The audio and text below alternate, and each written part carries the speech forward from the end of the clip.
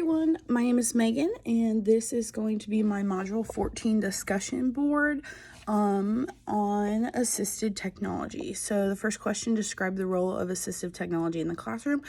So many students need that extra assistance in the classroom, and this can range from low technology to high technology.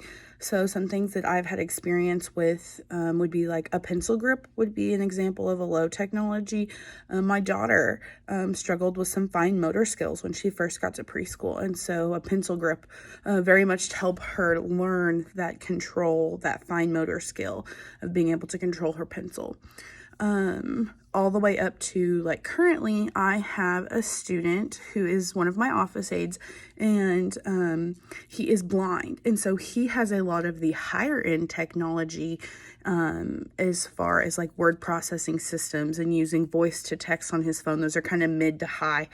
And he reads Braille, and so like for example, he does our morning announcements sometimes, and he has to come in once the announcements are sent out and translate that so that he can type it out in Braille and then read it in Braille to deliver the announcements via the intercom. So it's really cool to watch that process happen. And he does fantastic at it for sure.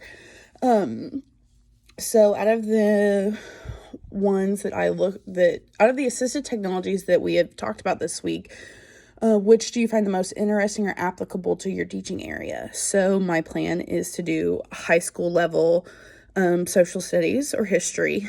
And so I could very potentially have the student that I have as an office aide who is blind. So that would, those higher level things, that those processing equipments, those word to text recording type systems, all of those type of assistive technologies. But also that could also mean that it's everything from fidgets to for our students who have ADHD, language mastering devices. I mean, the list goes on and on. Low tech, highlighting, taping, color coding. Students who are colorblind, you would need to have some other type of coding mechanism. I've seen shapes done before to label things. Sign language, extra time, extra peer support, extra para support. Those are assistive technologies.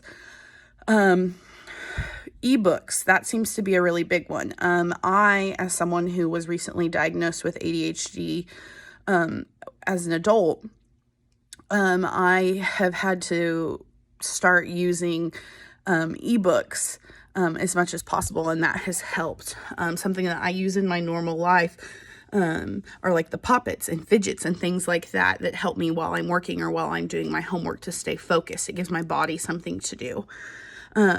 Another thing that wasn't mentioned this week that I think is really cool, and it's usually seen in lower grade level classrooms, but it could be applicable in my own, are the chair rubber bands. I think those are awesome.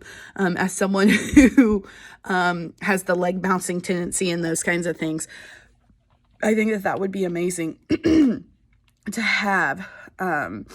It's a rubber band, a thick, big rubber band that goes around the first two legs of the chair, and then the student can push on it, prop their legs up and bounce, like all kinds of things.